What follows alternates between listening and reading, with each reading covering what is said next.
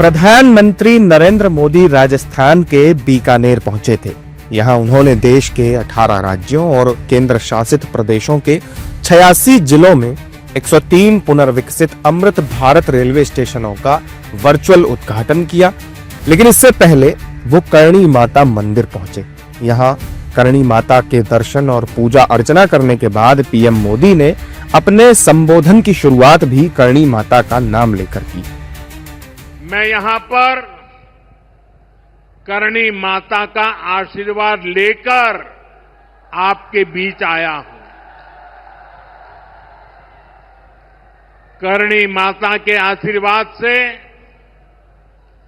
विकसित भारत बनाने का हमारा संकल्प और मजबूत हो रहा है।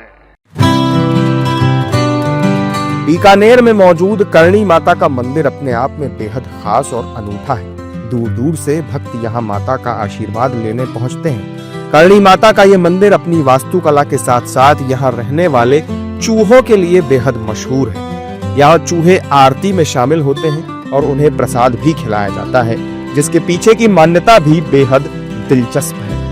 ये विश्व में एकमात्र मंदिर है जहाँ चूहे रहते हैं। इन चूहों को यहाँ काबा बोला जाता है। हम लोग करणी जी के परिवार से हैं। हम लोगों का डेथ होता है तब हमारा नेक्स्ट जन्म इन चूहों काबों के रूप में होता है। इसी मंदिर के अंदर हमारा स्वर्ग और नरक है। धर्मराज यमराज के पास नहीं जाते हैं। तो यहाँ लाइव चमत्कार है। जब भी हम लोगों का डेथ होता है तब हमारा नेक्स्ट जन्म इन चूहों के रूप में होता है। इसी मंदिर के अंदर हम जैसे कर्म करते हैं वैसे हमें स्थान मिलते हैं।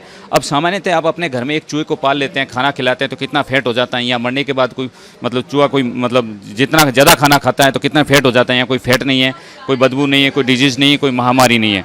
और व्हाइट काबा जो हमारे में से जो अच्छा कर्म करता है उसे देखना शुभ माना जाता है, वो व्हाइट काबा बनता है। करणी माता ने इसी गुफा के अंदर जा करके और धर्मराज से जा करके मिले और धर्मराज को बोला, भाई मैं अपना पुत्र लेने के लिए आई हूँ। और इस प्रकार धर्मराज जी ने बोला कि भाई माता जी यहाँ तो ऐसा कोई विधान ही नहीं है जो यहाँ आदमी हमारे यहाँ आया है धर्मराज के पास और वो वापस जाए।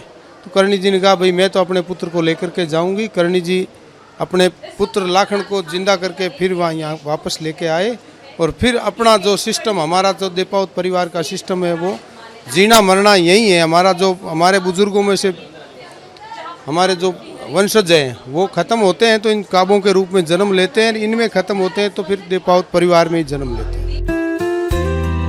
इस मंदिर को बीकानेर के महाराजा गंगा सिंह ने 20वीं शताब्दी में बनवाया था। मंदिर के गर्भगृह में हाथ में त्रिशूल लिए माता करणी की प्रतिमा विराजमान है। उनके दर्शन के लिए राजस्थान, गुजरात समेत देश के अलग अलग हिस्सों से श्रद्धालु यहाँ पहुँचते हैं।